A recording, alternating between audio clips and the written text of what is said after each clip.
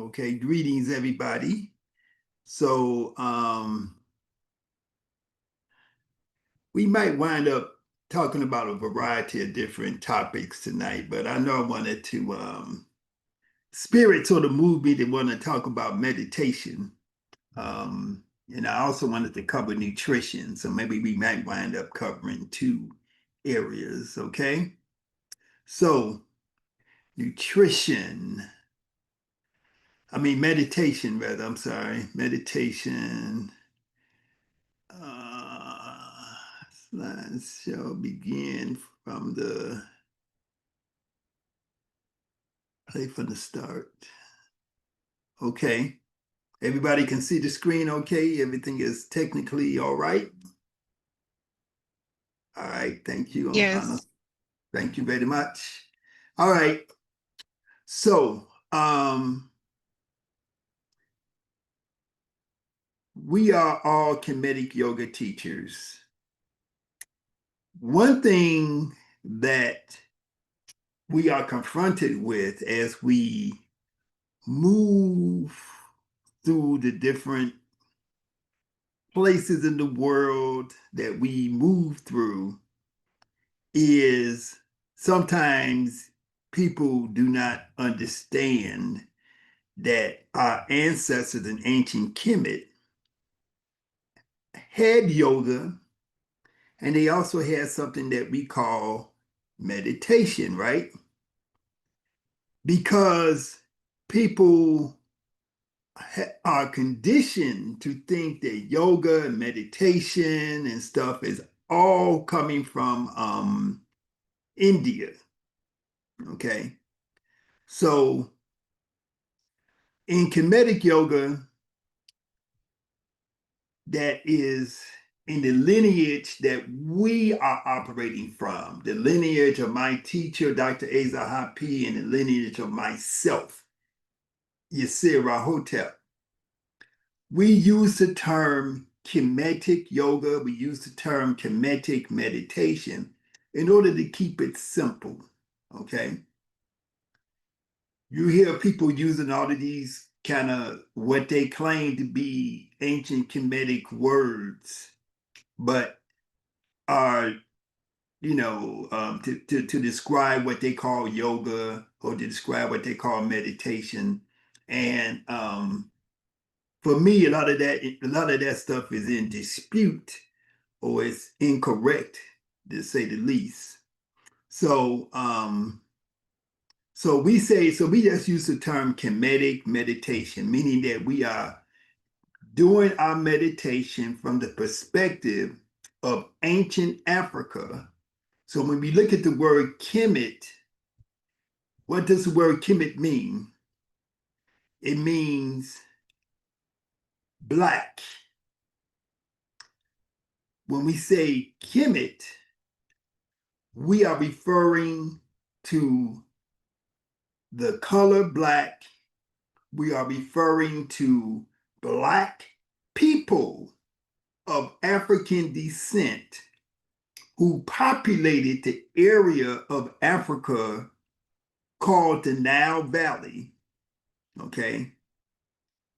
So the Nile Valley is when you have a river, just like for my sisters and brothers in Brazil, you have the Amazon River, and there's land on both sides of the Amazon River as it moves through the country. And the other, it moves through more than just one country in South America.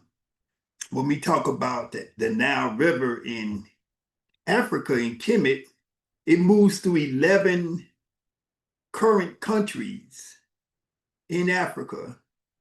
So that whole area from where that river begins in the southern part of Africa and where it moves north all the way up to the north coast of Egypt and empties into the area called the Mediterranean Sea.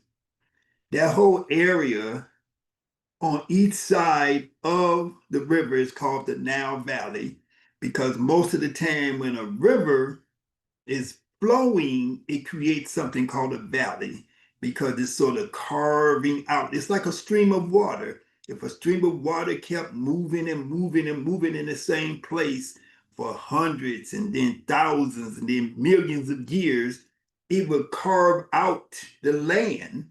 So when you go jump in a river, of course, the further you go into the river, the deeper it's going to become. And so all of that soil that we see in Kemet, when I say soil, I mean it does not rain in the current country of Egypt. It's desert. Egypt is in the middle of Sahara Desert, but more food grows in Egypt than almost any place else on the planet Earth because you have the Nile River, and the Nile River is flowing and it's bringing the soil from the deepest parts of Africa, and it floods and it recedes after the flood, and then the soil that was bought from southern Africa is left around the edge, around the shores, and it's probably hundreds of feet deep now because over hundreds of thousands, if not millions of years, that soil has been deposited there, and it's very rich and nutritious, and that soil is very black. So when we talk about the Nile Valley, we're talking about a place that was so fertile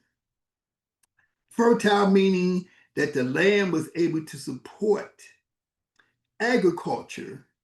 And when you have agriculture, you are able to feed millions and millions of people. The land is able to support the feeding of people by growing, by having places where animals can be domesticated, where the animals can have food to eat, and you can use the animals for different products that the animals may produce, and so on and so forth, right? And so that Nile Valley civilization, again, it goes all the way through the eastern part of Africa from the south to the north.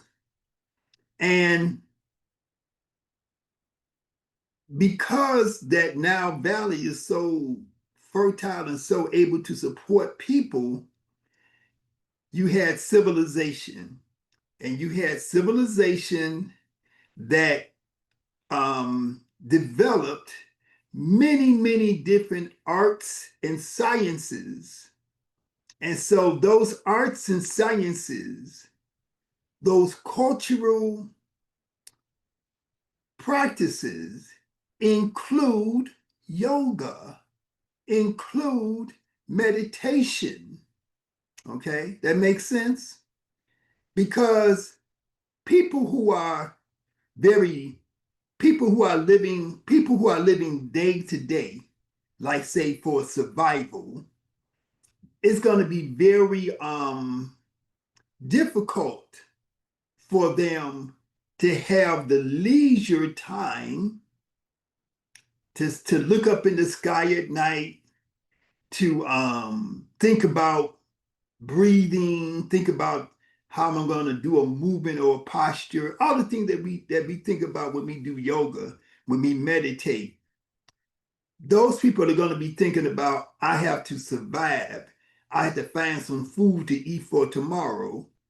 If you live next to the Nile River, food just grows without you even having to do anything.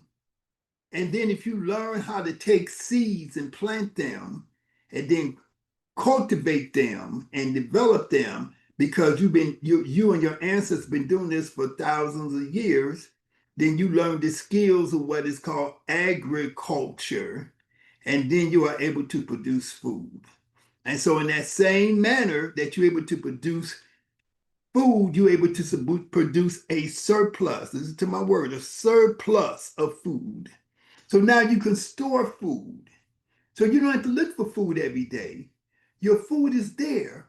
Just like now we go to the grocery store, because when we go to the grocery store, we know food is going to be there. because food is able to be stored because of various reasons, including refrigeration. So I'm not saying that they had refrigeration back then, but they had methodologies of growing food, storing the food so that it'll stay fresh, so that then people didn't have to look for food every day. And so when you have that type of a civilization, when you have that type of a culture, people engage in meditation, people engage in yoga, people engage in writing books and writing poems and writing stories and writing about what's going on every day. They record their daily life. So that's what we see happening in ancient Kemet. And so it's only logical that our ancestors had this thing called yoga and this thing called meditation. If we go across from Africa and we go west into the so-called Americas, right? The American continent, North America, South America, we see that we had brown skin, dark skin, native people who also had their own forms of yoga, their own forms of meditation, and so on and so forth, because they lived in situations in natural and environmental conditions that allowed them to have the time to create civilization and create culture that in turn allowed them to have the ability to create things like yoga, meditation, art, writing, drawing, all those type of things, religion, spiritual concepts, spirituality. Okay. So when people do not have any type of understanding of how culture is created and the circumstances under which culture is created, they say, oh, yoga only comes from India.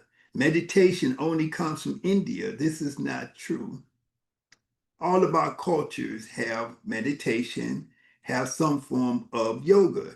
The word yoga may have come from India, but the idea of I'm going to meditate, I'm going to close my eyes and breathe, I'm going to relax, I'm going to focus and concentrate.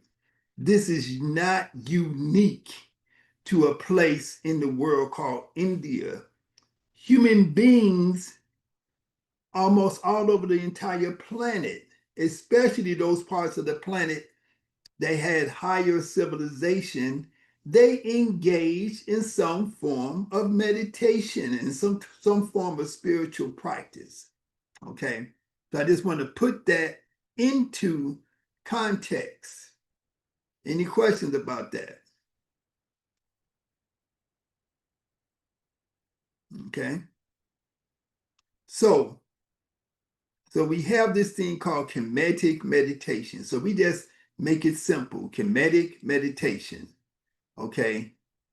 So oftentimes you hear people using words about Kemetic meditation, Kemetic yoga. They may say samatha, they may say this word or that word. But there's no evidence that any of these words that people are using were actually used by the ancient people of Kemet. Okay? That these are words that modern Black folks or others may be using, and they're making the claim that the ancestors used this word, but there's no evidence of this. But what there is evidence of is that in ancient Kemet, they practice meditation, they practice a form of meditation, and they use a word to describe that meditation, which is called Resut Kwayet. And so that's what's written here, RSWT QWED, Resut Kwayet. Okay. And so these slides are sort of from the course that I did on meditation. So I'm sharing it here with you all. Um,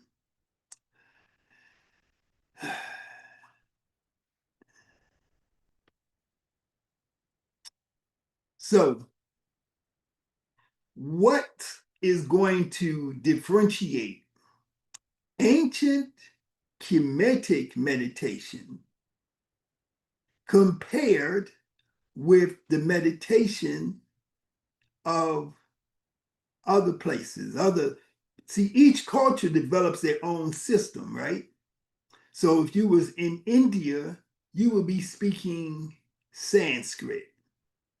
You would be talking about Shiva and Shakti and Brahma and Krishna, all of these different ideas and concepts that come from India. But we are Africans, right? And so we have our own concepts and ideas. So like Resu Kwed, well, we'll come back to that. But Resu Kwed means to be awake while asleep. Okay. And the hieroglyph for it is an open eye, laying on top of a bed. Okay. So what you see, so we know that in our Kemetic yoga practice that we do something called the Sahu pose, right? And so Sahu is this person. You see this guy here? He's standing with a staff in his hand called a was, W-A-S. And behind him, he has his arm back. He has his body is going one direction, but he's looking back in the opposite direction, back towards his back hand, and he has this star in his hand, and his name is Sahu. Okay. Everybody can see that. Tell me, y'all got to talk to me. Tell me that you understand what I'm saying, that you're seeing it. Okay. Yes, we could see it. I could see it.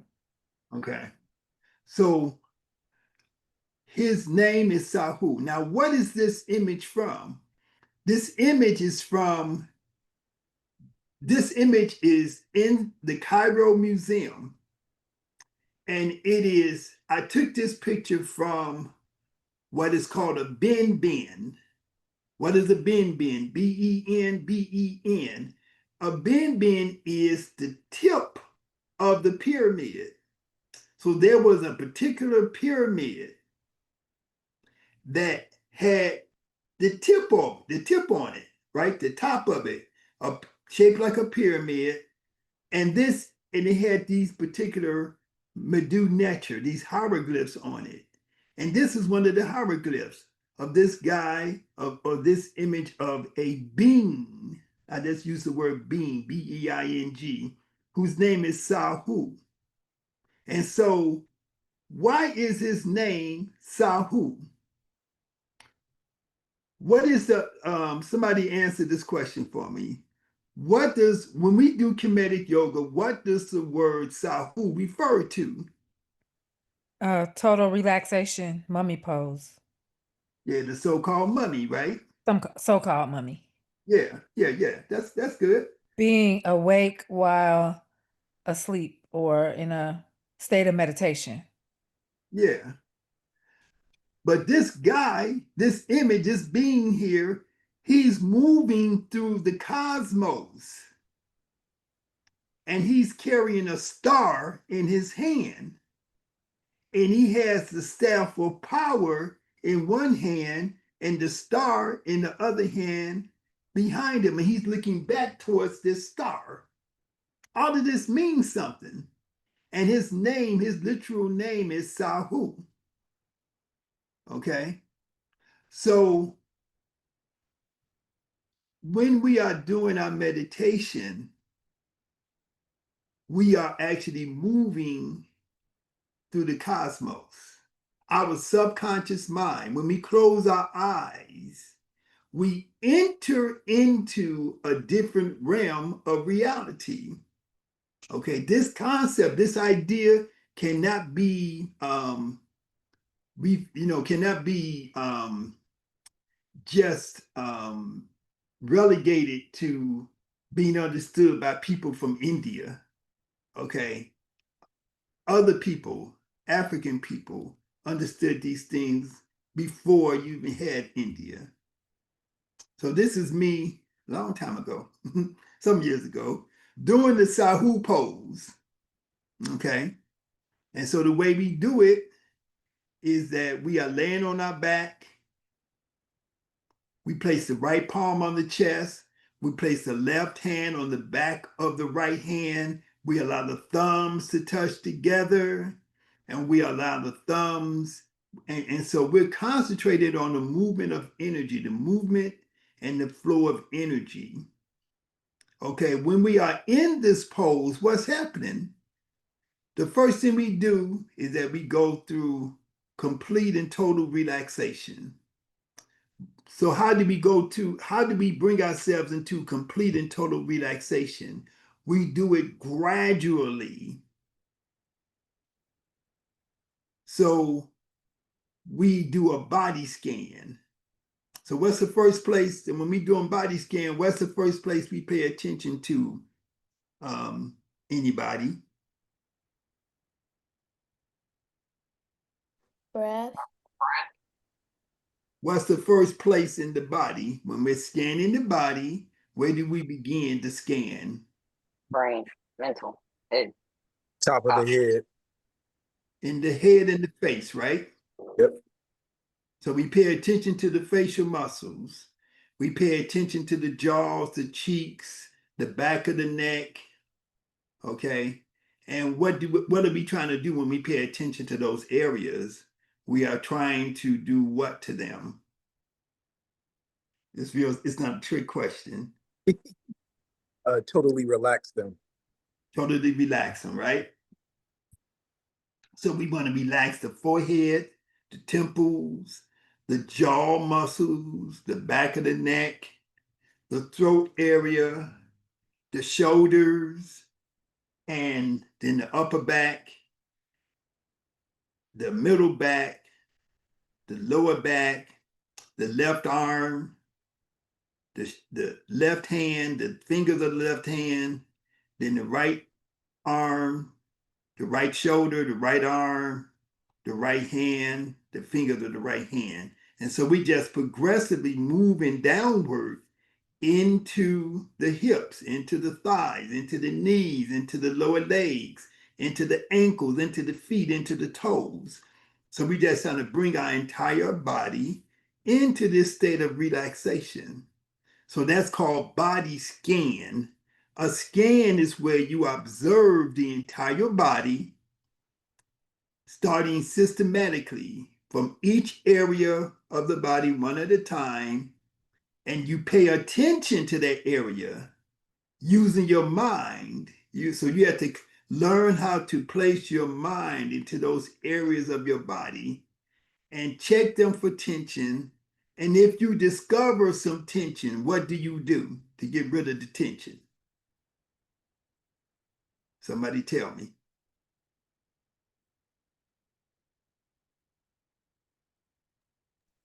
Breathe. Inhale and exhale. So you pay attention to that area where you found the tension. As you focus on that area where the tension is, you slowly breathe in, right? You hold the breath after you breathe in, and then you slowly exhale the breath out, and you release the tension from that area, okay? So every time you breathe in, you're bringing life force into your body. Every time you exhale, you are releasing tension and any negative conditions that may exist within your body or your mind. Okay?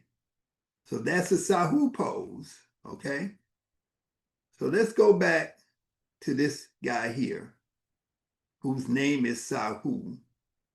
What is he doing? he is traveling. Look at him, he's walking.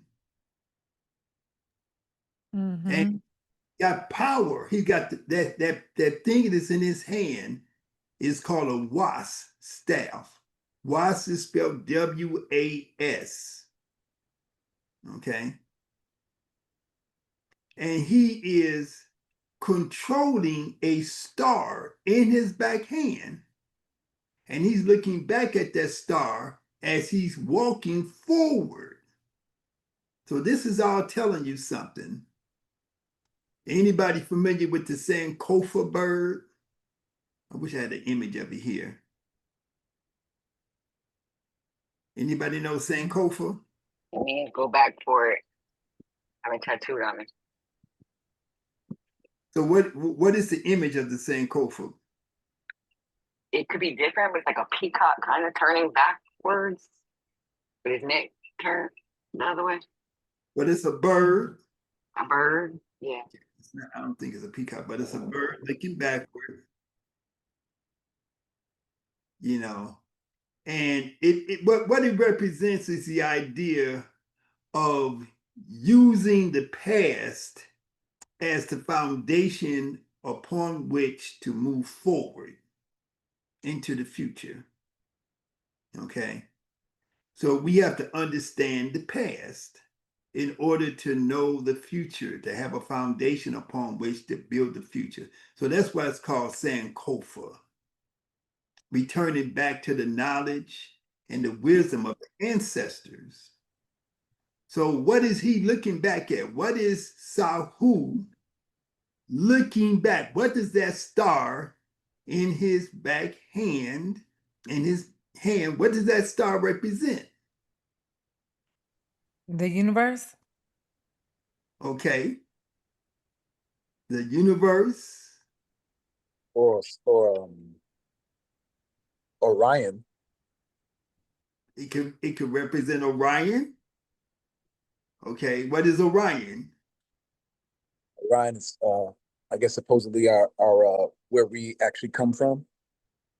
Okay, but Are what is Orion? Is it a star? Is it a cluster of stars? Is it a planet? What is Orion? It's the belt. Isn't it the belt? Yeah, it is a belt, but it's the middle part of the belt. So I guess it's like a star gate, I would say. Okay, so Orion is, now, you know what, you gotta excuse me. Okay. Think of it not as Orion. Orion is a constellation. Correct.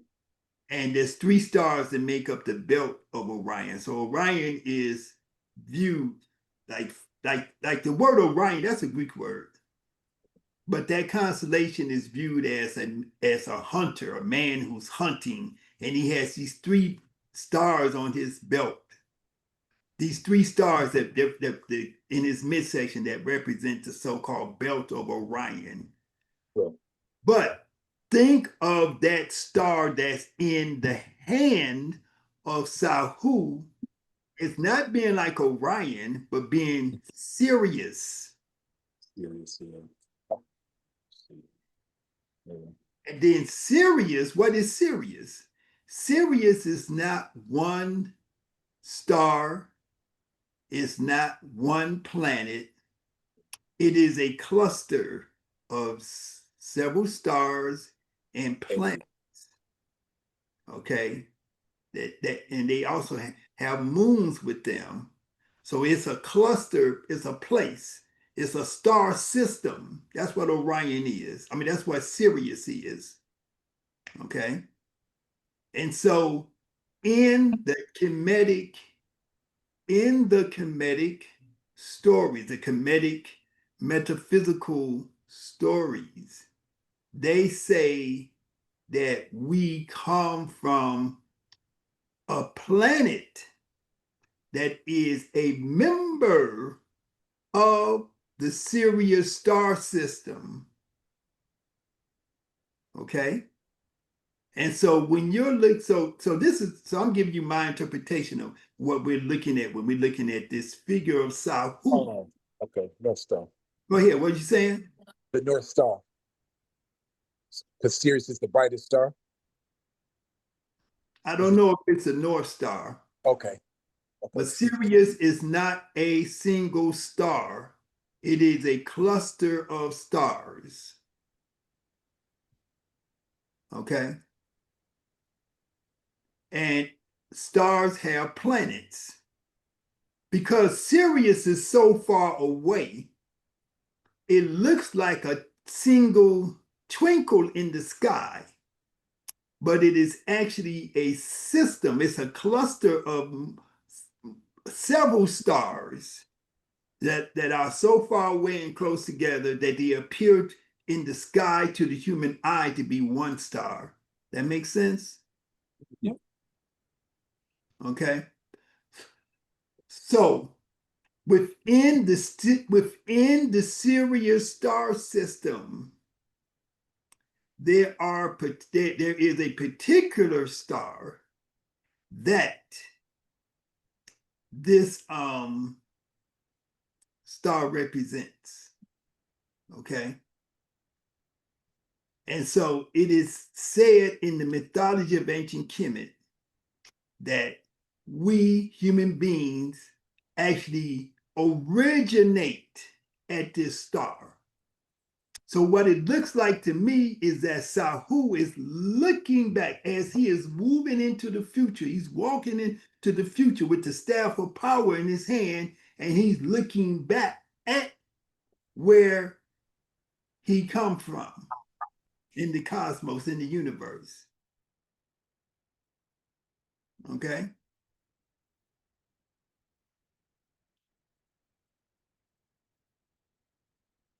So we see that when the body of a person was turned into a Sahu, that it was very elaborate. They spent a lot of money, resources, because they felt that this was something that was extremely important to take this person's body, preserve it so that it would not decay, wrap it in such a way that you would put various types of amulets, various types of objects that had power. They were different types of stones, different types of essential oils, and different types of jewels, and so on and so forth. Wrapping those up within the wrappings of the person, and then enclosing them into this wooden case that you see now, right? And putting all of these different symbols on it, because all of these symbols have a significance to them. Okay. So when we think of Kemetic meditation, we want to think of Asar. Okay. Because Asar is the ultimate Sahu. He's the ultimate mummy. Why? Because he was killed in one of First the resurrections. huh? Wasn't he the first resurrection? He was killed and then he was resurrected, right?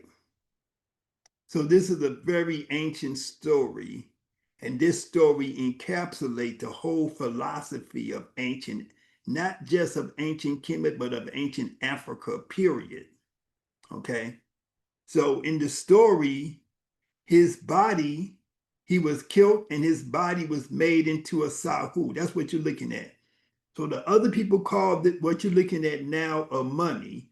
We called it a Sahu. Okay. And so his body was Sahufied, so to speak, or mummified, as they say, but his body was turned into a Sahu. Okay. And so when you become the Sahu, you are not dead. You are simply existing. Your physical body exists in the physical plane, but your spiritual consciousness exists on a non-physical plane. Okay? That makes sense.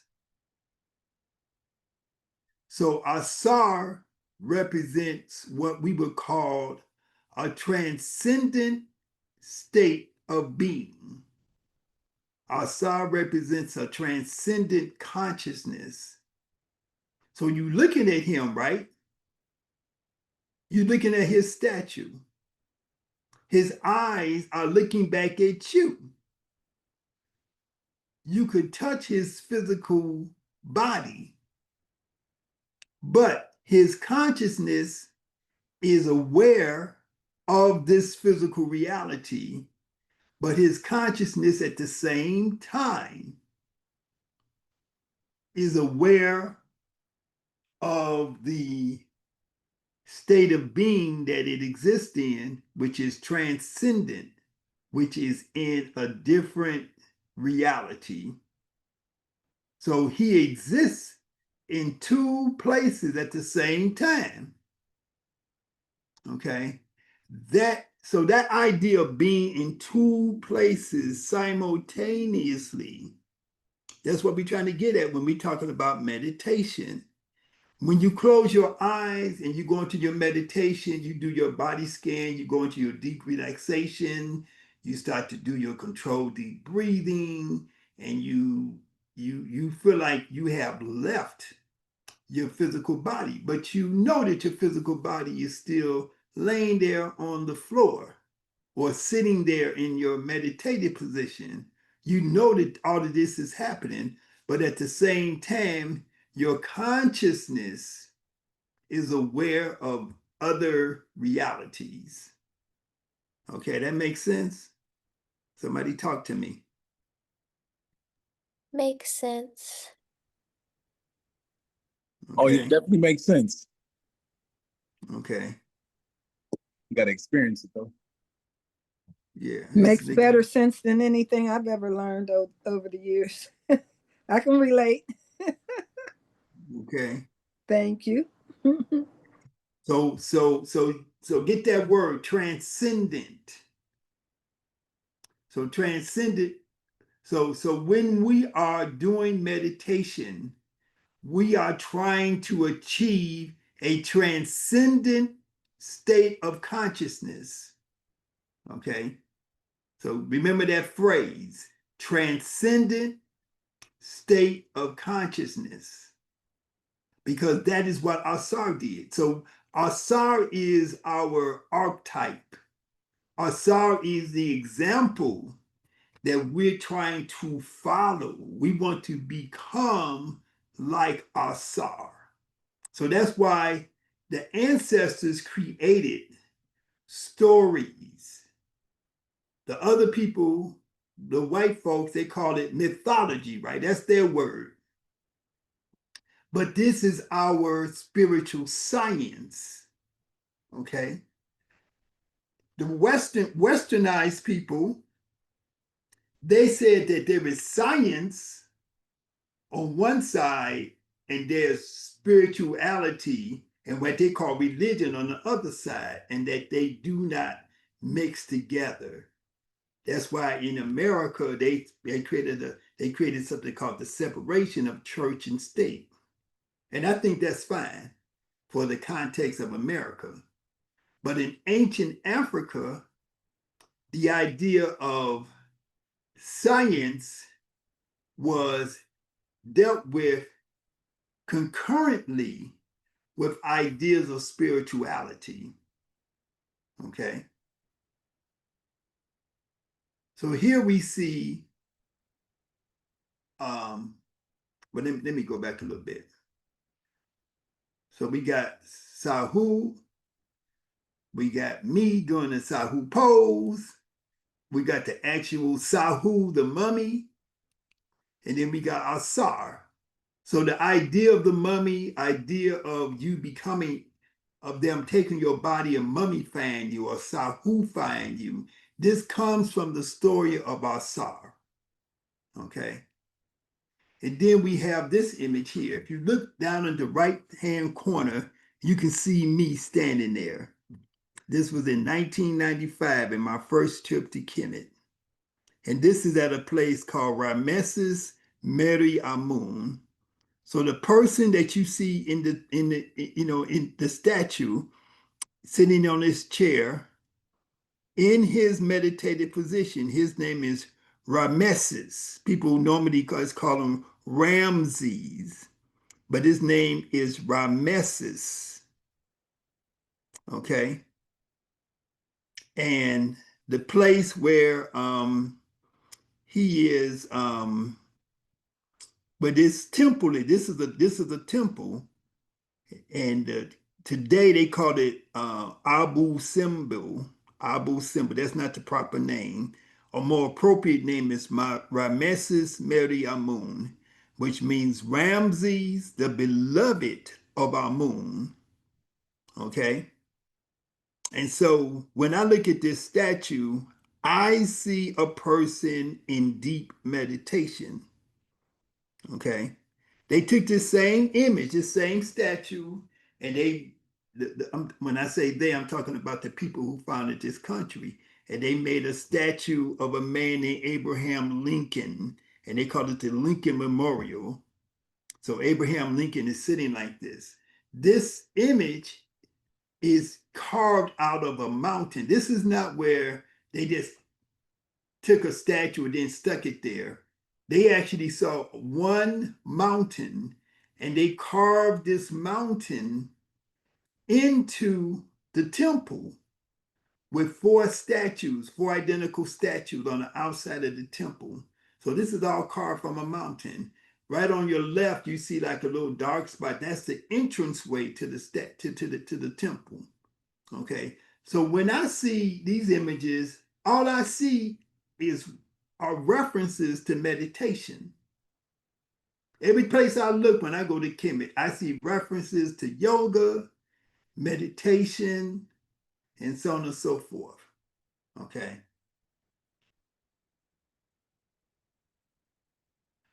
So we talk about meditation, we talk about transcendence.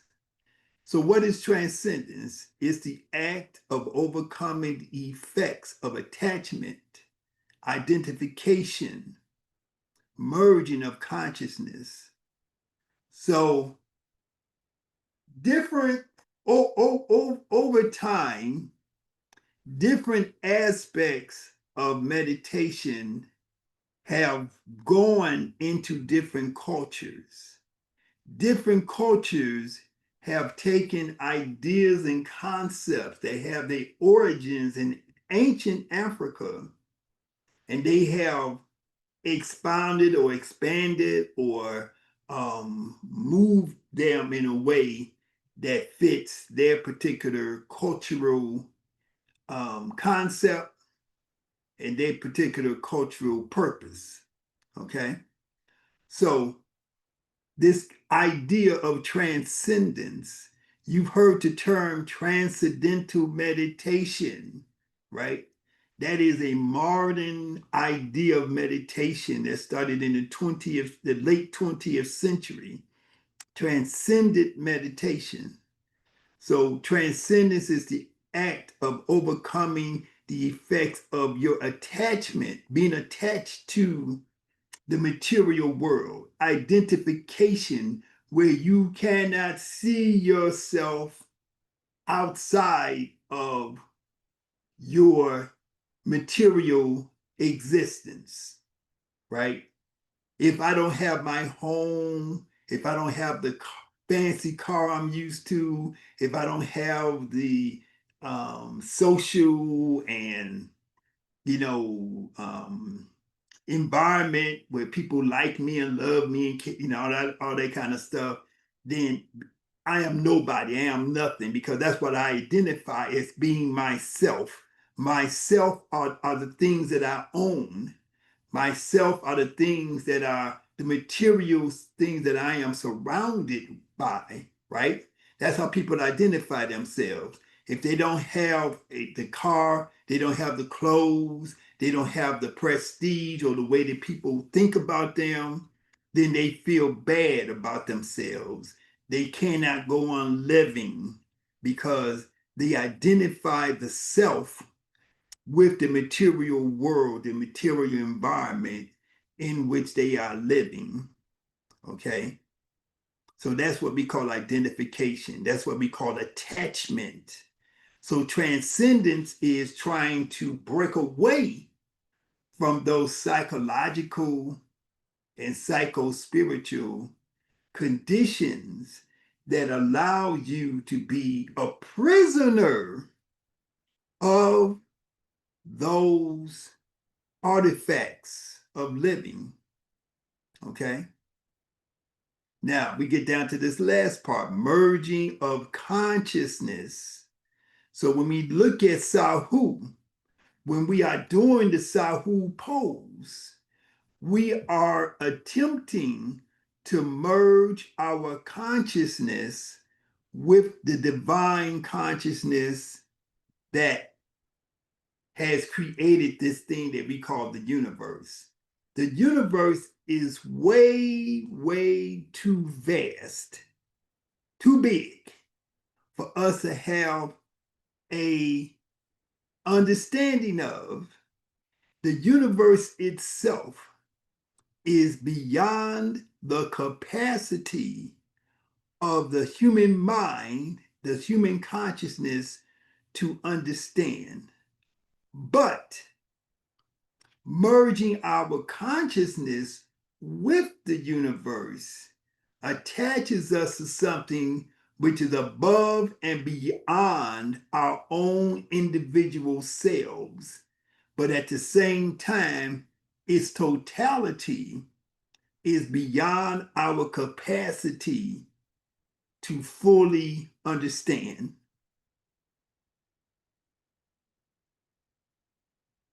That makes sense? Let me get some feedback. I like to talk. I like to talk. It makes sense. But I'm wondering, is this where astro and soul travel would come in and getting downloads from the ancestors once you get deep into it? Is this where some of this comes from? Well, the first thing before you get into all of that stuff, like I say, like I was saying, in previous days that we've been talking, you got to get to the basics first. But see, some of this stuff might already be in progress and we just don't know what it is. Some people are born gifted. Right. Well, we're going to get into, we can talk about that. But what I'm trying to say is that everybody ain't born gifted and we got to get to the fundamental things, right? And so the fundamental things is that we want to first, we want to first be able to get to the point where we understand the concept of merging our consciousness. When we say merge, when we say consciousness, when we say the universe, we need to have definition of all those things, right? Because most of the time we're using words that we just hear and we have not systematically defined what those words actually mean. And so for me, we want to move things in a systematic, scientific manner. Okay. So it's just like when sometimes I'm teaching yoga to kids and they have watched these movies about like anime where the kids and the characters, they have powers, they can throw energy off their hands and they can float in the air and all that kind of stuff. And so children, when they start to learn yoga, they start to associate those powers with the practice of yoga. And so they may ask me, can you teach me how to levitate? And so what I tell them is before you can become supernatural, you have to become natural. Because you got supernatural, which is above and beyond what is naturally available to you. And then you got supernatural, which takes you to the higher level. So you want to go to that higher level, and you want to be able to understand that higher level systematically. That's my perspective. That's where I teach. The way to me, and the way, and to me, the way I teach and the way our ancestors have taught is systematically, step by step by step. But in the same token, this stuff is happening to all of us in one degree or another, varied degrees. And maybe not, we don't know the name of it or the terminology. That's why I'm here to find the terms and how this works. Because I've had experiences. I'm sure everybody has. I don't think anybody in this class has just came out of the clear blue. I think they all had some type of experience. Well, that may be true to one degree or another, but regardless of that, you still have to begin at the beginning point and go step by step. And the further we go into the process, the more it's going to start to get to those things that you're talking about. Okay. Yeah. All right. Thank you. But we're starting at the beginning. Okay. So like I say, and this is my advice to everybody when they're in a learning environment, because everybody knows stuff. Everybody has been studying stuff. But whenever I enter into a new learning environment, I enter into that environment as if I don't know nothing. I'm a zero. I'm a tabula rasa, which means I'm an empty slate. Okay. So that I do not conflate or mix up what I think I already know with what I'm hearing. Because one of the things that people do is say, oh, that sounds like such and such, because they already learned such and such, or they heard somebody say something about such and such. And then when you hear somebody else talking about something else or something similar, then you're comparing them together instead of trying to understand what you're hearing and learning on its own terms. Okay? And that's what we talked about the last time. You gotta learn things on its own terms. If you study traditional Chinese medicine and they're talking about the meridians, the energy channels, the energy moves through your body, and then you hear the word nadis. You go to the Indian class and they talk about the nadis, and you say, "Oh, the nadis, that sounds like the energy channels that they talk about in traditional Chinese medicine." They may sound similar, but they're not the same. The conceptualization of it within the context of acupuncture is different than the conceptualization and the application of it within the context of yoga and within the context of higher levels of meditation and energy flow. It's different than when you talk about how energy flows and moves when you're doing Tai Chi and Qigong than it is when you're talking about yoga. So you have to understand that there are differences and there are similarities. So just take things as they come within the context of how they are and be able to, and because then you'll be able to say, this is how this is similar, but at the same time, this is how this is different. Because when you don't, you do something called conflate. CONFLATE. And conflation, thinking that one thing is the same as another thing when they're not. That is a major problem that we have, especially in conscious community, because we mix everything all up together and we think everything is the same. And we think about we think about that in spiritual terms, and we do that in terms of social, political, everything. We're always conflating things, and so we're not able to see the differences and similarities. We have to be able to say this is similar, but this is different. I know how to do Ashtanga yoga. I know how to do Iyengar yoga. I know how to do Bikram yoga. I know how to do Kundalini yoga. You know, I know what different yogis and different schools of yoga are teaching. I can differentiate them, but I can tell you this says this one says that, and I can say this is how they are similar, this is how they are even the same, but this is how they're different. And so that's what you have to, so to me, that's what you have to do if you're going to take your knowledge to a higher level. Okay, so when we talk about, go ahead. Let's Uh-huh. add something to this transcendence and merging with the universe. Wait, say that again, brother. Let me add something about transcendence and merging with the universe. Yes, sir. Yeah, so and I'll try to relate about the teachings of the ancients. Like, you know, they say universe is pure consciousness. Or, you know, sometimes they use the word mind, but you know, mind is the term that is sometimes confused, but I would just say pure consciousness. So when you get to this total relaxation mode or total relaxation state, and you get to the point that, as you said, you detach from everything that creates your sense of being somebody, and you go beyond your the senses that make you attached to the three dimensions.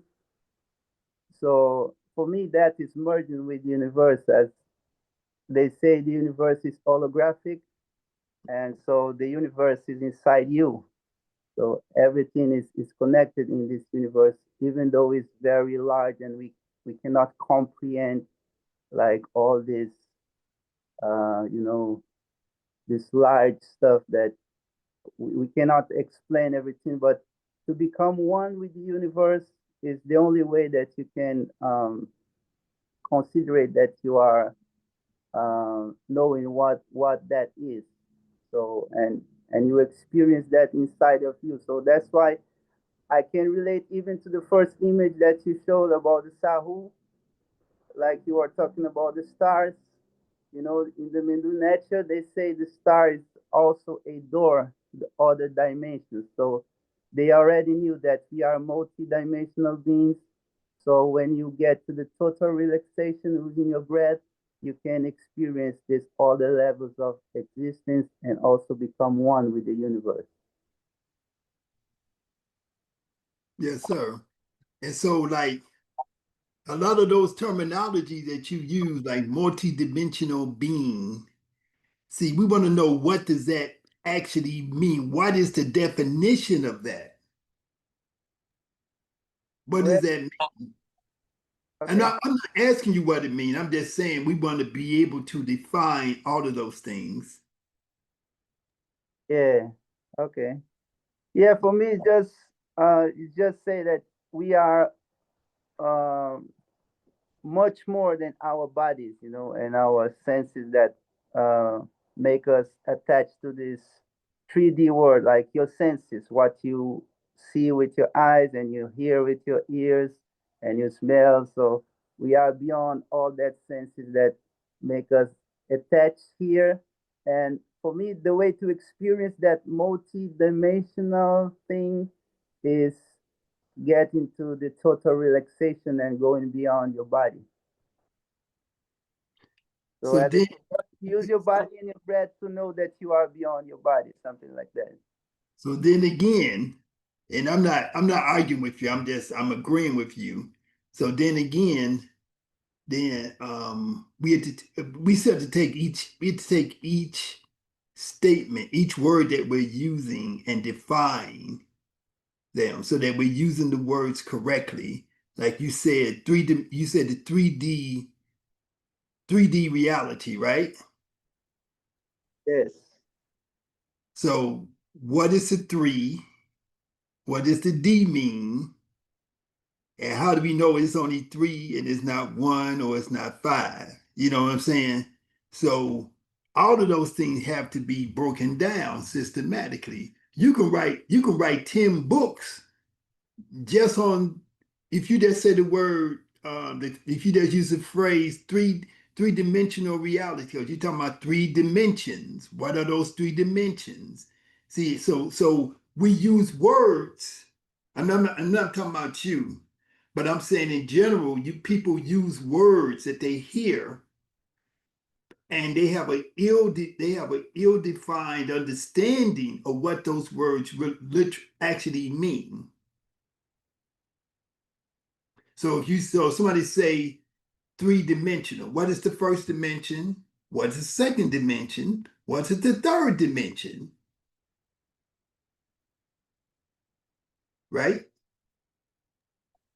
Yeah. So you are asking me? No, but I'm saying this is what people need to answer. Yeah, I got you.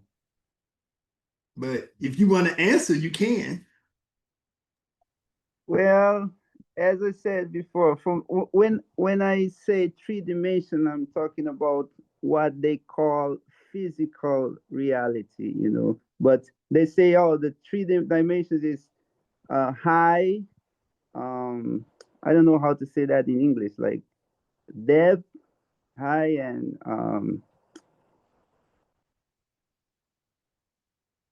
I forgot the word in English, but it's your size, you know, and your como fala largura mesmo? Esqueci. I'm asking my Portuguese speaking people to help me with that word. But you know, it's the depth, the how high, and Yeah. the other one I forgot the word. So, but I'm Height, talking. you I'm mean like height, width, and depth? yes. This is Yeah. what space is, the 3 dimension, and then you go to the 4 dimension. They consider time and space and so forth. But I'm talking about specifically about the physical, the so-called physical world or material world, which is also a illusion because everything is energy in different frequencies and vibrations. But when I say 3D world, I'm talking about the thing that people consider to be the only reality, which is everything they can see and measure, you know. Right. Yeah. And so we talked a little bit about that when we were talking about the metaphysics last time, you know. But but like I said, all of these things have to be defined. That's why if I'm talking to a group like this is a group, some people may have heard of all this stuff, but I'm going to take it from the beginning. I'm going to take it from A, B, and C, 1, 2, and 3, level 1, level 2, I'm not going to be talking about level 5. We haven't, and I know people don't even understand level 1 yet. So that's the only thing I was saying. Okay. So we got transcendence, the act of overcoming the effects of attachment, identification, attachment to the material world, attachment to your material life, where you put so much emphasis. What's an example of attachment or over identification? Like if a person doesn't have a wife or a husband or a mate of some sort, and they say, "Oh, I feel so sad because I'm not in a relationship." We want people to say, "Oh, I'm happy within myself because I don't need another person. I don't need another thing that makes me happy. My happiness is generated from the inside." So that's how we start to operationalize these ideas. Okay. Because I define myself above and beyond the physical conditions of my everyday life. Okay. So in meditation, and these are things that, these are some things that you may need to know, when you start talking about meditation, because when even when we use the word meditation, when you say the word meditation, you're a yoga teacher, you're using the word meditation, it's going to mean something different to different people when you talk to them. So you have traditional types of meditation that are in the mainstream, right? So you have something called transcendental meditation, which is called TM. So that's the name of it, Transcendental Meditation.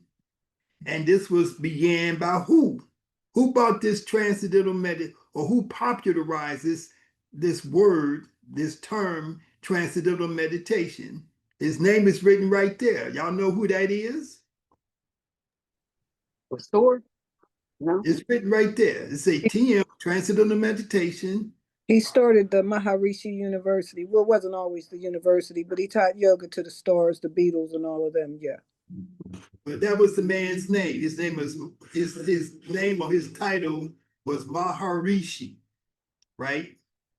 But people don't know that. That's what I need. We have to start from the beginning. So Maharishi, and today you have universities. You go to the state of Iowa in the United States. You go to the state of Iowa, and you have Maharishi University. This person, Maharishi, he has influenced a lot of, he's dead now, but he influenced a lot of Hollywood stars, a lot of people with money that helped him to fund studies about the effects of transcendental meditation, excuse me, and to open up universities and institutions, the main ones which exist in the state of Iowa today. Okay, so transcendental meditation. What does transcendental meditation say or do? What's their philosophy? What's their approach? Since Miss Lorna, since you know about it, what's the approach of transcendental? I know a little bit about it. It's in Fairfield, Iowa, close to where you're at. But I know what he has. They have the Raj, and that is probably the best Ayurvedic spa in America. I know that. Now, transcendental meditation, you can get so far detached until you're literally levitating, leaping. That's like a detachment of, I don't know, from mind from body, would you say? Okay, this is how to answer my question. This is how I would answer my question. Transcendental meditation, their basic technique is focusing your attention on a word, a phrase, or a sound.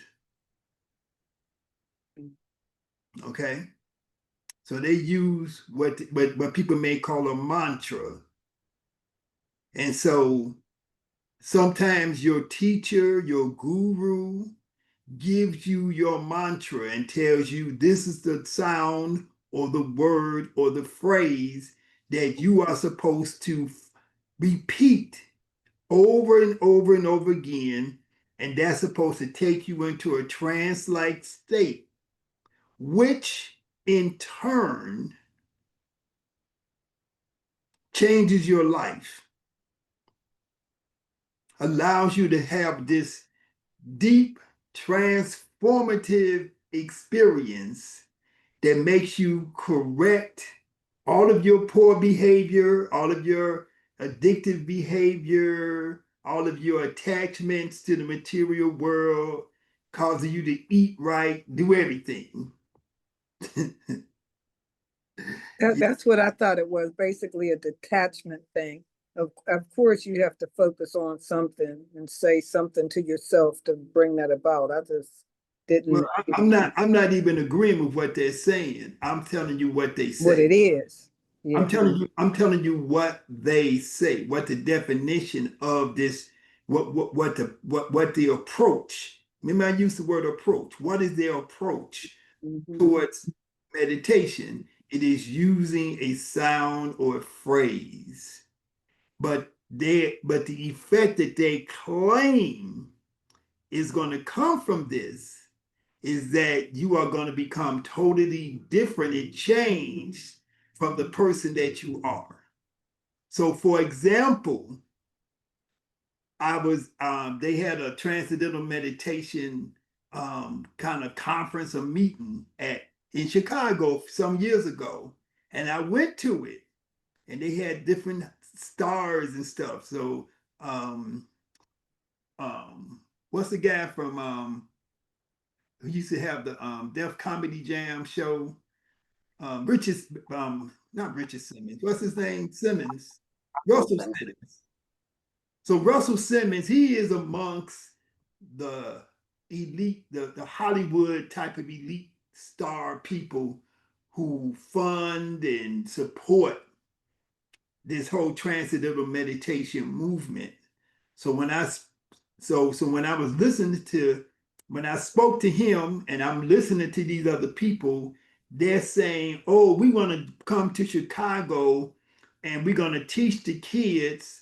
We're going to, when I talked to Russell Simmons, he said, oh, I'm having a meeting with the mayor this afternoon, Mayor of Chicago, and I'm going to try to get him to put transcendental meditation into the schools so that the kids won't shoot each other no more, so that the kids are going to have good grades all of a sudden. So they were saying that all you have to do was teach kids to this meditation technique, this mantra, give them a mantra, and that the violence that's in the school is going to end, the problems with behavior is going to end, the problems with children having low academic performance is going to end. It's going to be miraculous. I'm sorry. But I think they would have had to change a whole lot of other variables to bring that about. Okay, so what I'm doing, I'm telling you what they believe. And this is what they're pushing on people. So you don't have to improve the income of the parents. You don't have to improve the diet of the kids. You don't have to do nothing but just No, you don't have to work on the family dynamics, no codependency issues, none of that. right. So this is what transcendental meditation is teaching. Okay, so I'm not trying to criticize them, even though it may seem like I am, but I'm just trying to give you an idea, because I talk to the people. I talk to their scientists and all of their big scholars. I talk to Russell Simmons. I talk to all the people that really support them.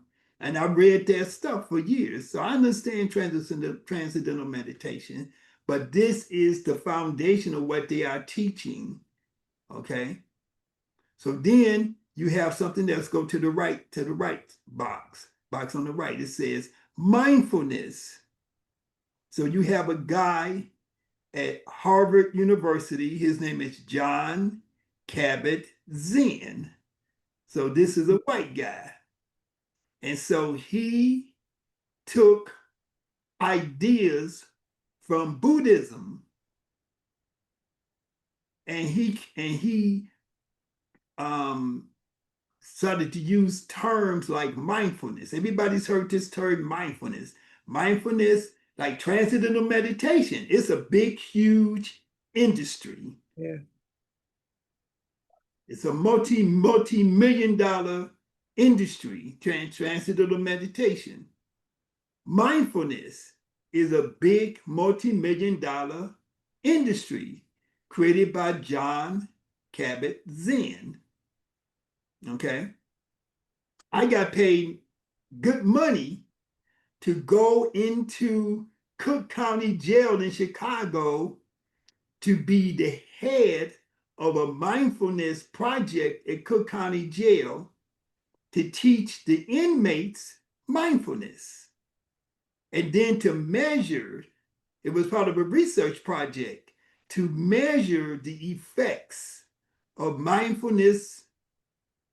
It's not really mindfulness meditation, it's mindfulness. But to measure the effect of mindfulness is kind of a form of meditation on the behavior of the inmates and whether they helped them to get off of drugs and change their behavior to reduce 2 words: Recidivism.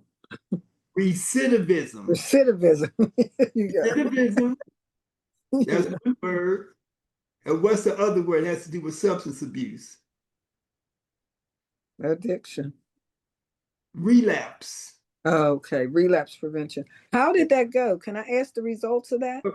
Hold on. So recidivism is the rate at which people return back to jail.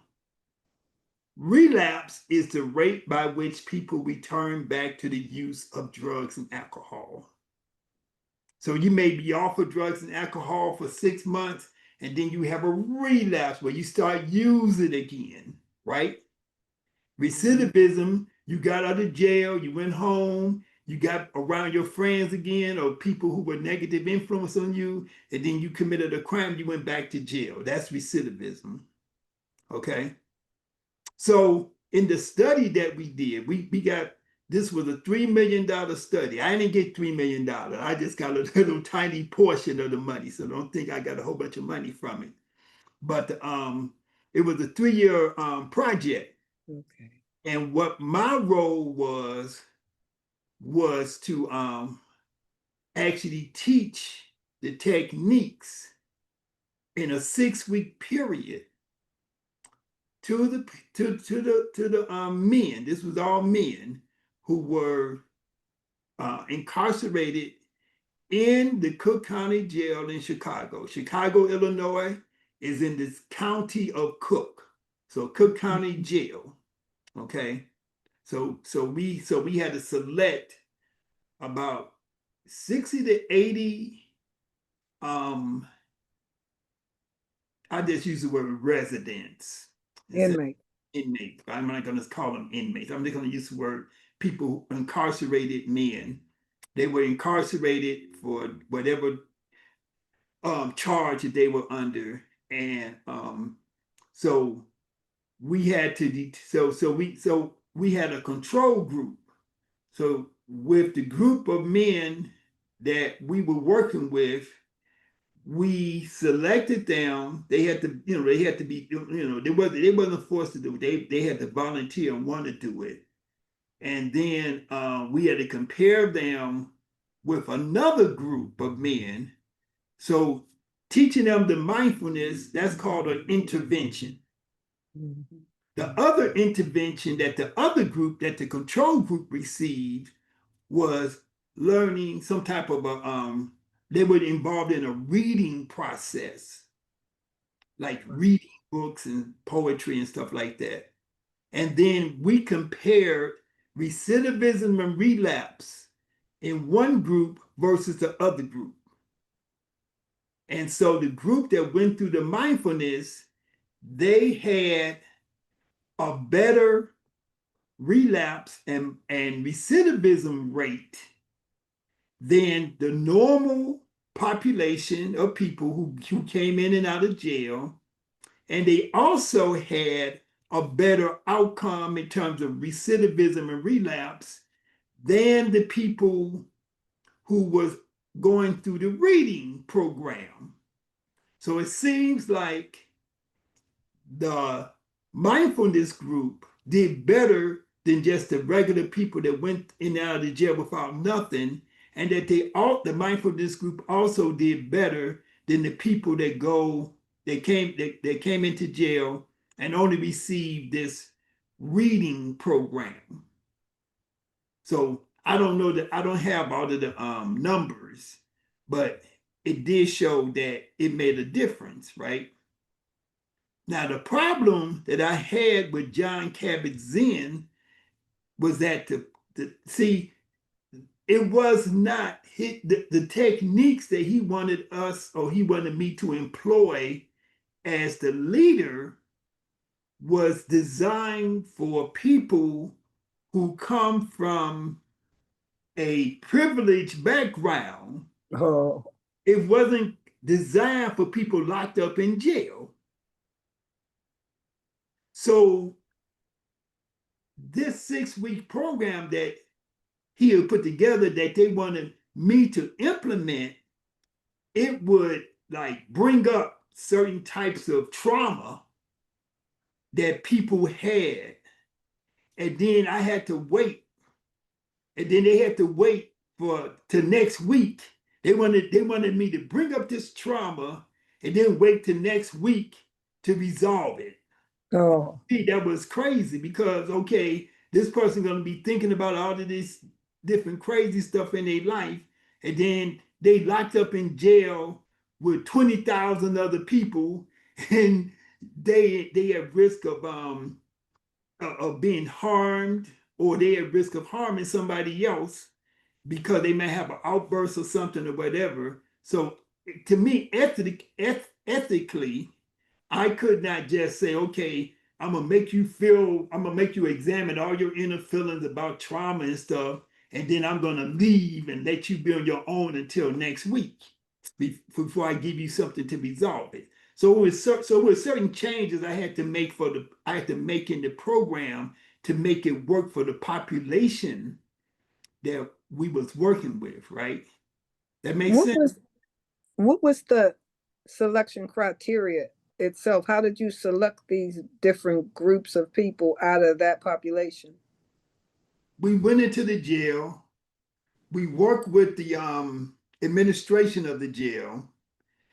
We helped it. They have like if you was a hardcore murderer who gonna be in jail for the next 60 years or the rest of your life, those people was excluded. We wasn't working with them because they're not gonna get out of jail.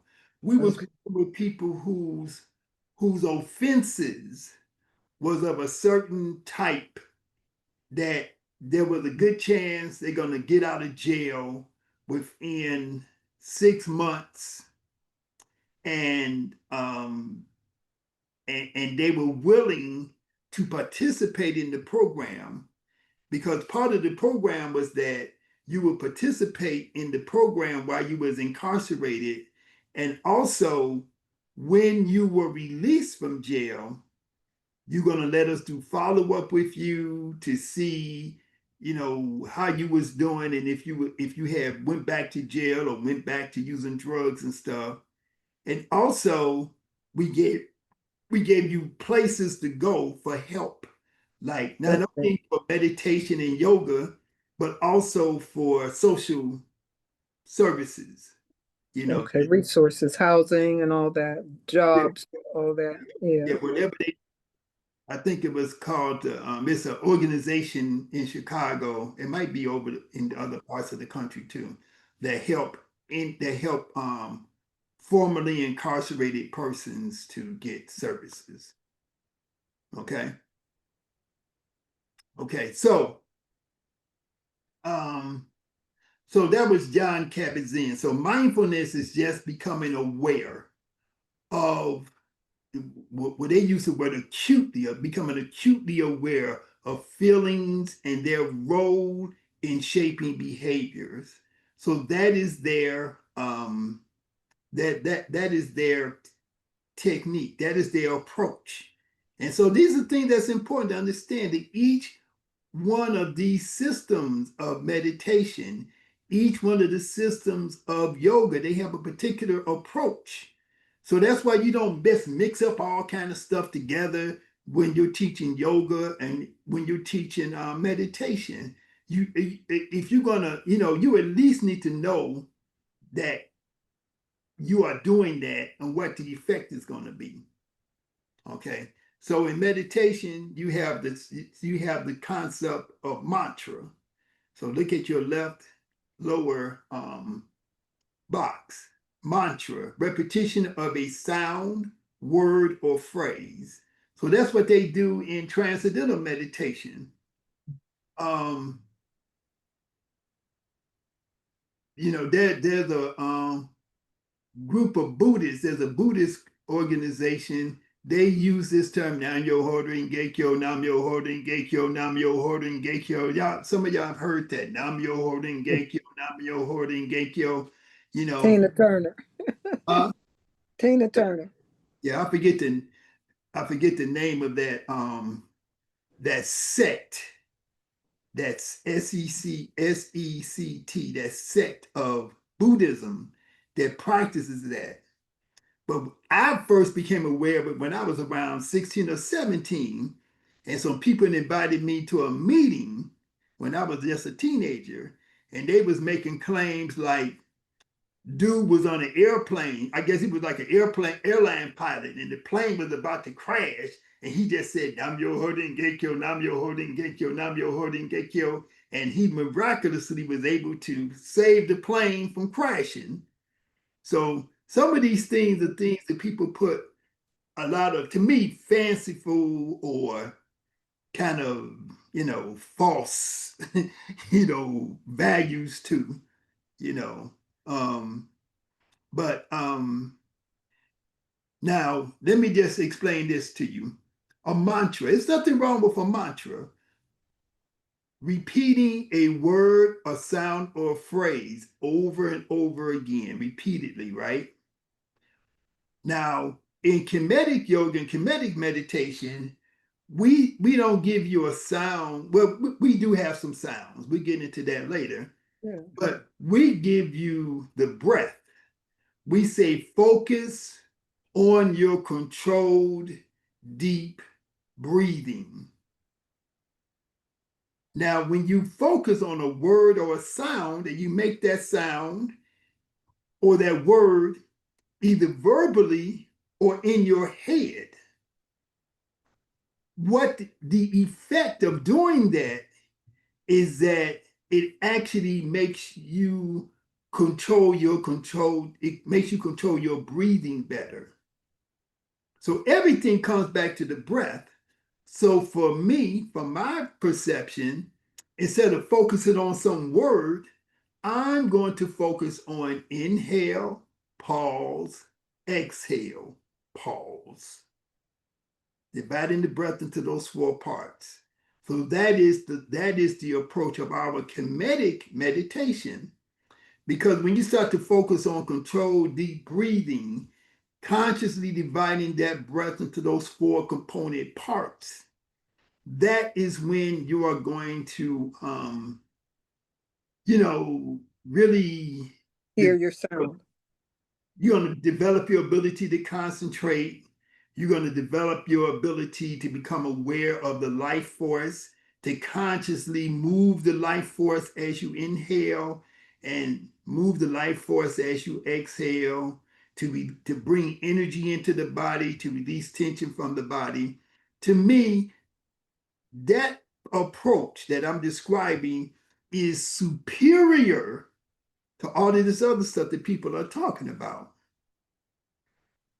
To me, these meditation, this transcendental meditation, mindfulness, this is made for the masses. It's like going to McDonald's. Master, in Yes, this perspective, how the Hekau are connected to our Kemet practice? The Hekau. Hekau. The words of power and the practice of Kemet yoga. Okay, where did you hear that term from? On the classes. From me? No. Okay, well, With Ana Soana, huh? can you talk to us about it? Well, I don't know who taught you that. Is it like affirmations? Positive affirmations? Yes, the Hekau. The Hekau, the words of powers like Om Shura. Okay. I don't use the word Hekawu. That's why I wasn't sure what she was referring to. Mm-hmm. It's like I don't say the word Siba because I don't think it means what they say it means. It doesn't mean teacher. So I don't know. What about the universal sound that we all have when the moment we're born? There's a specific sound attached to each one of us. Okay, y'all getting beyond y'all getting way above what I'm talking about. Okay. That's why we here. Yeah, but we're not to that. We're not to that. We haven't even got halfway through this. We're not even gonna have a chance to finish it. So we get into Om Shu Ra. Those are not sounds of power. Those are not words of power. Okay, that's not what Om Shu Ra is. Om Shu Ra involves using your breath, okay, and extending, making that sound vibration using your breath. So if I say, Om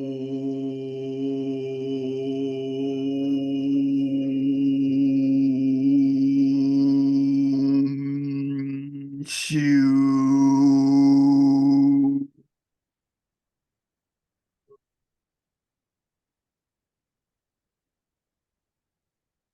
It is the vibrational frequency that the sound is making in me. So it's causing the molecules of my body, the atoms of my body, to vibrate at a certain frequency that is going to help my body to heal itself.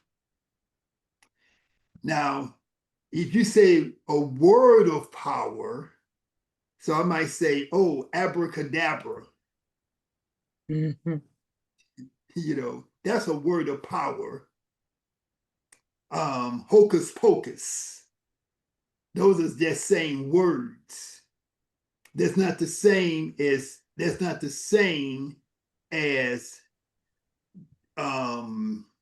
making those vibrational frequencies. That's something different. So with which word do you use to name these kind of words like Shura? They're not words, they are vibrational frequencies. Vibrational frequencies. Right. Okay. So the word is not important. It's the vibrational frequency that's important. That when you make this, it's the sound, not the word. It's the sound. So Om, AUM, Om, that is a sound that we associate with the sound of energy. Okay? If you go in your kitchen at night and your refrigerator is on, you can hear that humming sound. When you hear electricity, you hear that humming sound, right? So the refrigerator, you understand what I'm saying, Anna? So the Yes, master. so the refrigerator is not making. Let me somebody Lorna, turn your yeah. The refrigerator is not, it's not talking, making words, it's making a sound. The universe makes a sound. Okay. And it's not talking a word. So that's why I don't use the term sounds of power. The word heka in the Kemetic language, that's talking about like a word that you say. It's not the same. It's not the same as saying om or saying shu or saying ra in the way that we do it. Okay, so it's different things. So you're making a sound, and when you make different sounds, sounds have different frequencies. Some sounds can be harmonious with your body, and some sounds can be discordant. They can be disharmonious with your body. Okay. Now, a word, like I can use profanity, like I'm known to do sometimes, right? But a profanity is not a sound, it's a word. Om is a sound, but I could take a instrument and I can play it in a very negative way. It'll make you feel bad on the inside when you listen to it, right? You understand what I'm saying? And when we bring here the word mantra as a repetition of sound, word, or phrase, then we can consider that mantra is it refers to that vibrational sound? No. A mantra could be a word. I can say, a mantra could be a word or a phrase. I can say over and over again, I am great. I am great. I am great. I am great. I am great. I am great. I am great. I am great. So I say that word over and over again. I can say, the power of the universe flows through me. The power of the universe flows through me. The power of the universe flows through me. That's not the same as saying, oh, that's two different things, right? But both of those could be mantras, but they're two different types of mantras. Yes, and just to add something to that, in the language, hekau just mean is more related like to a spell, like affirmation. You are just using words to make, something, like you said, it's not exactly ocus pocus of that word, but in the ancients they use like some like affirmations, and you are talking about something different. So Yeah, I think hekau is more related to like affirmations, not the sound and vibration. and you could use hekau could also be negative. You could put a curse on somebody.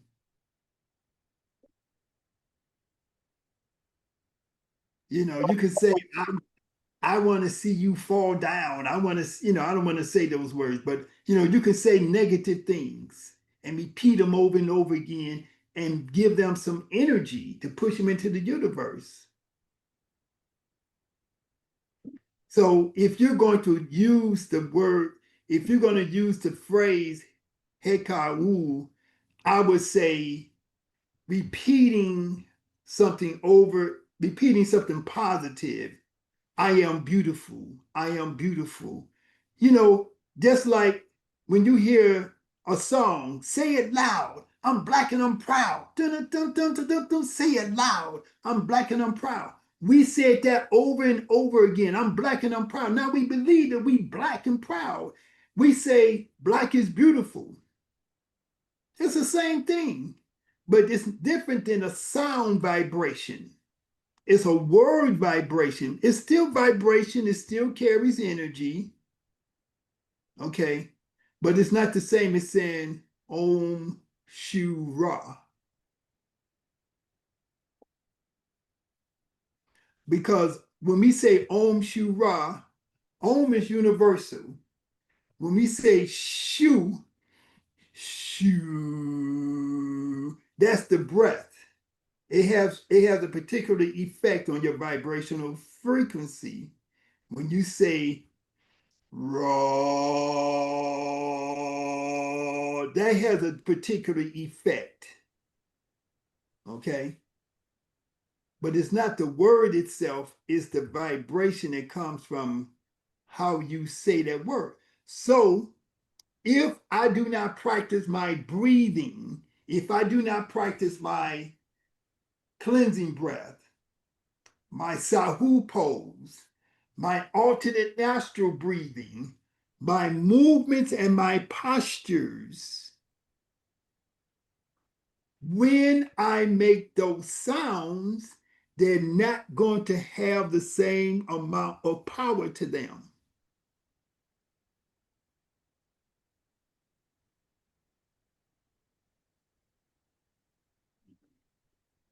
So the vibrational frequency, it exists itself. But I also can consider that when I say a mantra or a hekau, as Amani said, an affirmation, I can just say the words, but I can say these words with this vibrational frequency. So this vibrational frequency, this sound can exist itself, like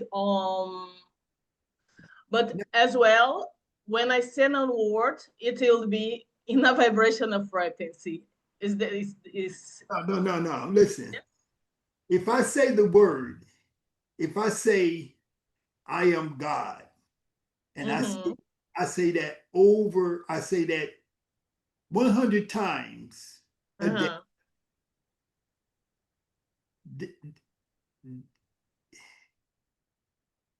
That idea, the frequency of the idea is what's going to permeate me. I am God. I am God. I am great. When I say that, I'm not saying I am God who made the entire universe. I'm saying that I am great. I am greater and above and beyond my the limitations of my humanness. But if I make the sound of Om, that's different than just saying the words.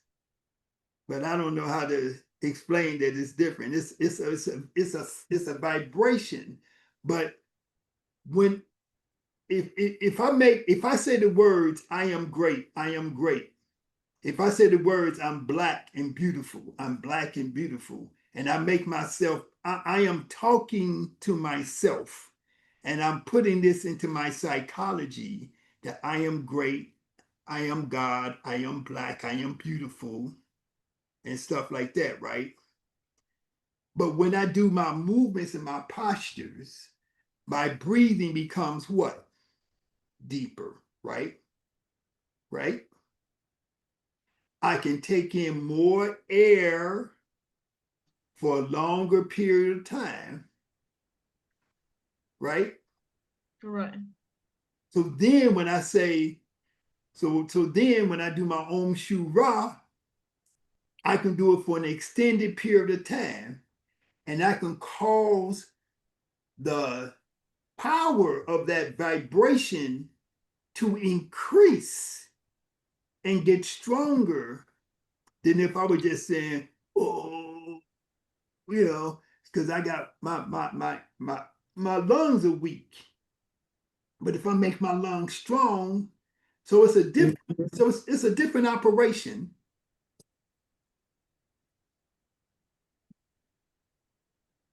They're similar, but they're not exactly the same.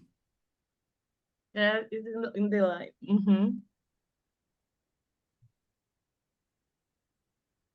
Okay. Yeah.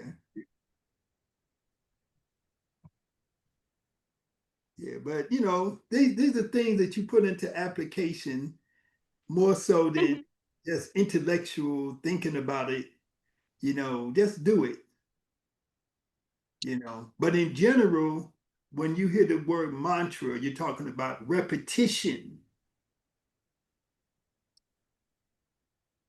Because when you're doing stuff like you heard this term Mandela. Yeah. And so you're making like a drawing in the sand. You're taking sand and you making it, and you're making different symbols, right? With different colors of sand, right? That's a meditation process. Yeah. They're making you concentrate, they're focusing your mind. All of them are good. I'm not saying any of them are bad, but they're different processes. Yeah, So, Yeah. and go ahead, Amani. you know another thing, like let's say you are using your breath and you are becoming total relaxed and you are changing the waves of your brain, right? So you are going to the alpha state and even theta if you go to a deep relaxation. So when you start to repeat some words, it's like your analytical mind shuts down and you are sending a message straight to your subconscious mind. So that's I think that's the main point of the mantra thing or the affirmations. Like you said, I'm great, I'm great. You are sending like you are. It's like a self hypnosis. You know, you are sending a message to your subconscious mind to become that. Yeah, it's just like if if I want my arms and my chest and my shoulders to be strong, I do the I do my push-ups. And then the first day I can do 5 push-ups. And then the next week I can do 10 push-ups. Then I could do 20. Then over time I could do 100 push-ups, right?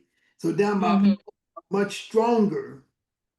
So when I send those thoughts to my mind, saying the words, I am great, I am great, God loves me, God loves me. Whatever you say that's positive, you just don't think anything. You can make it up yourself. You know, say whatever you want to say, whatever language you want to say it in, as long as it's carrying the vibration of what you're talking about. But if you want to make that sound, oh,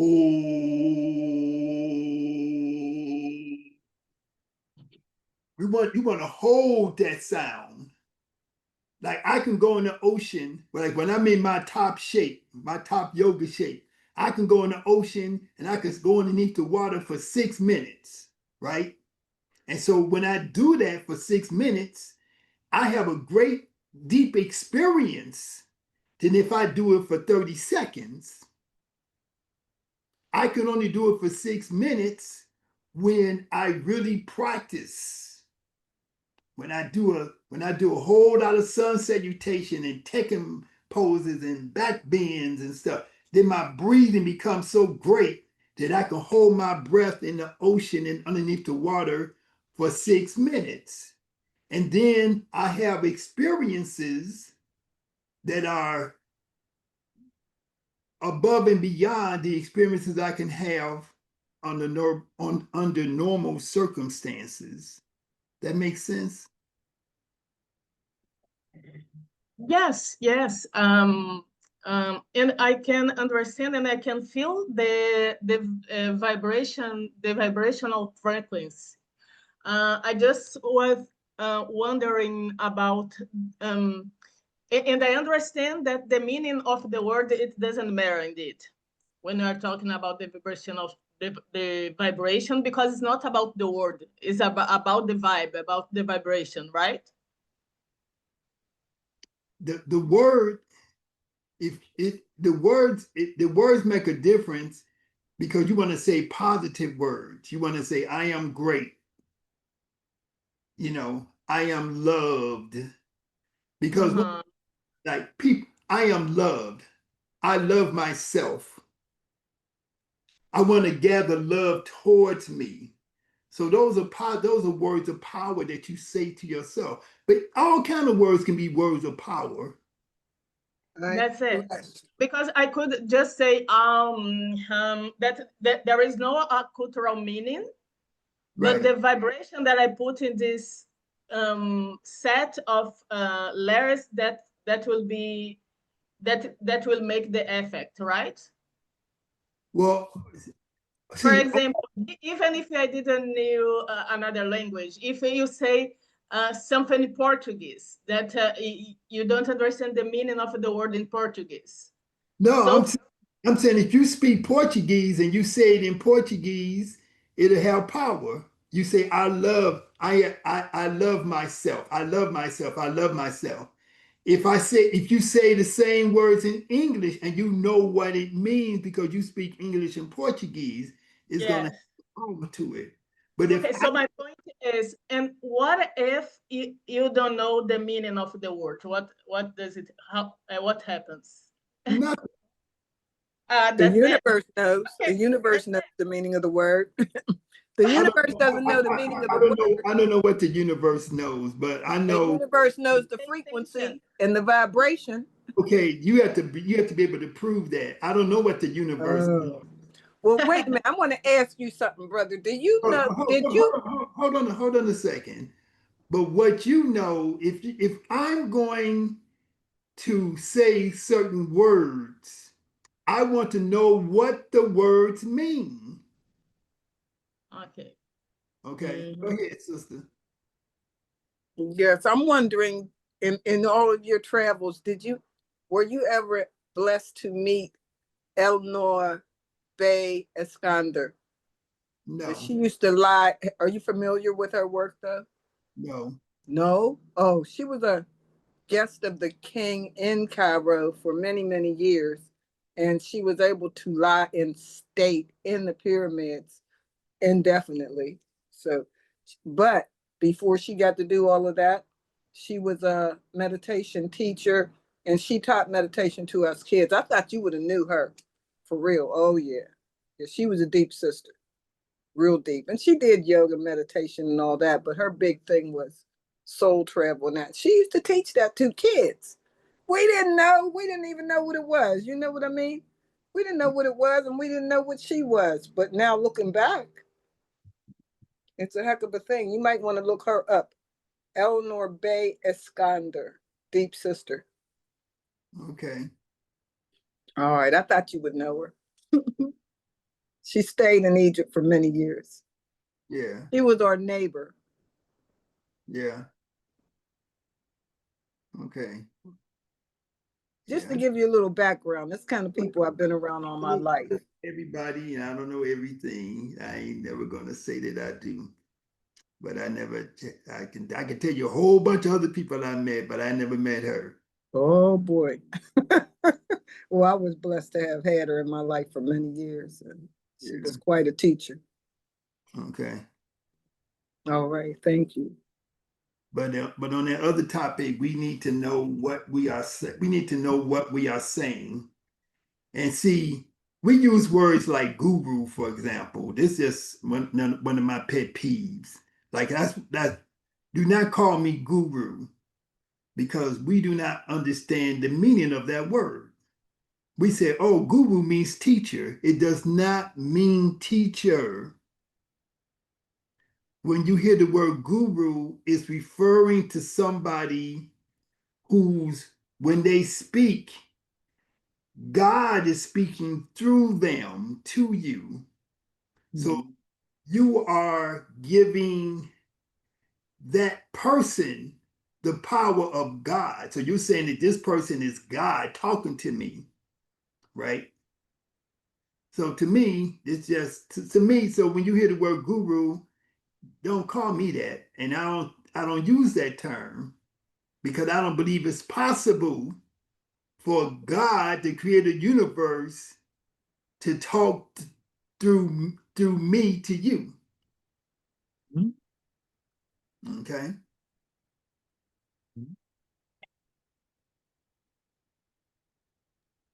Yeah, I got it. Now I can tell you that, and if you're a faithful person, you might believe that. But that gives me a power over you, because then you're saying, oh, well, you're godlike. You're like God talking to me. And see, that's where we get into trouble at. So we have to look at all these teachers as being human beings. They're not God talking to you.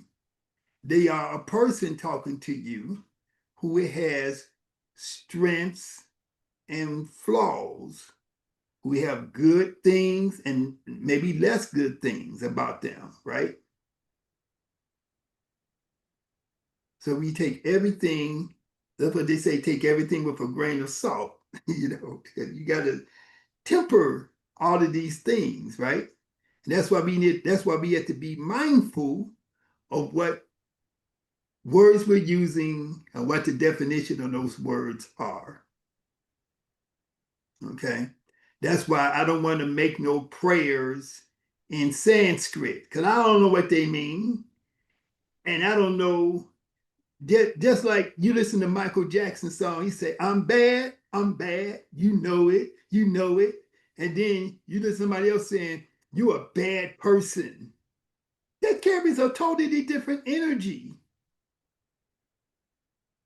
But if I don't understand if I'm talking some Indian, if I'm using some Indian language, I don't know what the context of that language is. I don't understand the nuances of that language. So how am I going to be saying stuff in their language because that's how they want me to say it? If you say bad in English in the way Black people use bad, you could say that's good. I could say Amani Kush is a badass yogi. And that don't mean he is a bad person. That means he bad. That means he good. You know what I'm saying? So, but somebody from another culture, they think you calling him a bad person. A white person don't even understand how Black people use words. If you live in Brazil and you speak in Brazilian Portuguese, the way you say stuff when you go to Portugal is going to be different than how you using. Somebody's calling me on my phone. It's going to be different than how you are using words. Saying the meaning of what you're saying is different between Brazilian Portuguese and Portuguese in Portugal, right? Or even if you went to Cape Verde, they probably talk different there. Or if you went to Angola, you went to Mozambique, they probably speak Portuguese different in all those different places. If people in the US, they go to England and you go to different parts of England, and every part of England you talk to, you can't even understand what they're talking about. They all speak in English. And the meaning of certain words that they say is different. That's right here in America. You can go somewhere in another state and they talk different and they say different words and you don't know what they're saying. Like when I came to Chicago, they don't talk like that here in Florida. You know what I'm saying? And I'm from Massachusetts, so they don't talk like that in Massachusetts. So everywhere you go, it's going to be a different. Well, see, I don't understand none of y'all Boston and Florida. I don't know. I can't even talk like Florida people be talking. But Boston, But being here in Florida, they say I sound different. Like I sound like I'm from Massachusetts. But when I'm in Massachusetts, they say, oh, you sound country. Yeah. So what do you kind of adapt to wherever you are, I guess is what I'm saying. Because to me, I don't sound like either one. I don't have an accent, but to someone else, I may. Yeah, I understand. I'm just joking, But yeah. Yeah, I just said that because I know y'all I had to tease you a little bit, I know, Baba, I know. But anyway, any other questions? Because I know it's almost 9 o'clock here. So any other questions or comments? Anything anybody want to say? Because we're gonna have to put this into 2 parts. I do have one question. Is this considerably, and I guess no, I'm answering my own question, but you know how you're saying transcendental meditation, would that be considered like transcendental meditation? Yeah. Would it be in an Indian form or in Sanskrit? Would it be considered yoga nidra? Would that be similar to that or no? No, that's not the same. Okay, I was just wondering. Yoga nidra is when you when you do savasana, the corpse pose, and you do it for 45 minutes, an hour, for an extended period of time. So if in Kemetic yoga, if we went into the Sahu pose and you just talked us through took us into relaxation, into concentration, into energy flow and stuff like that for like 45 minutes to an hour. That would be the equivalent of yoga nidra. Got you. That makes sense. Okay. Right. Or I'll tell you what. it'd be similar to yoga nidra. I don't know. When they say yoga nidra, I don't know. I don't do that yoga, so I don't know I don't know exactly what they mean by that. But learning the difference of Kemetic yoga versus, like you said, when you go into other places, like if you're going to somebody's yoga place or if you're out in these places, nobody here where I'm at practices this. So the terms that they use, I'm trying to correlate what I'm trying to do and explain it to them in that language is why I'm asked. Because even though we don't say yoga nidra, I want to be able to explain what I'm doing, but in Kemetic form.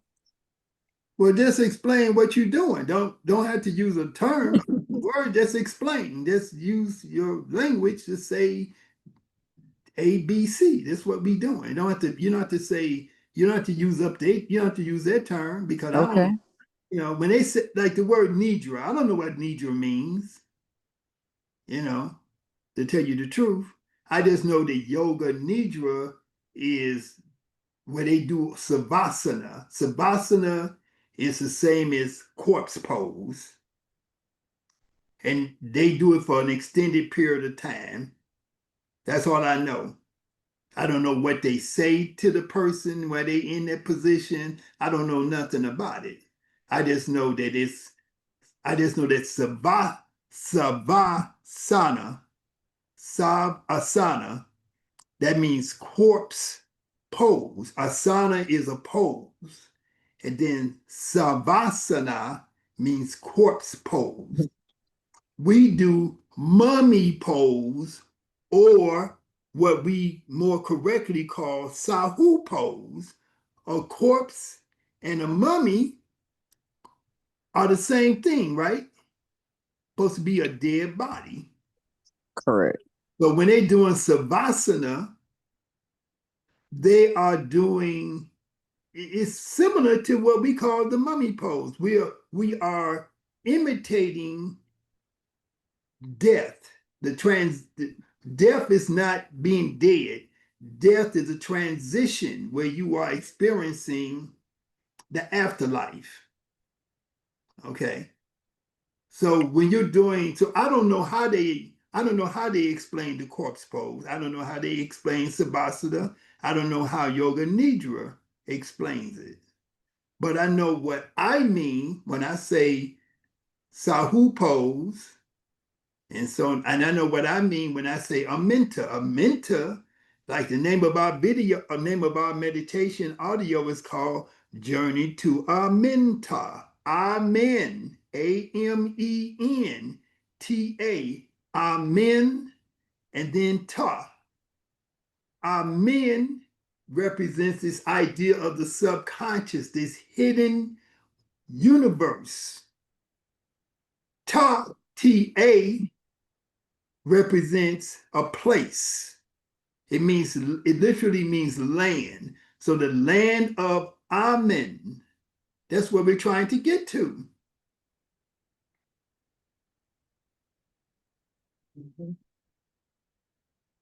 Okay, so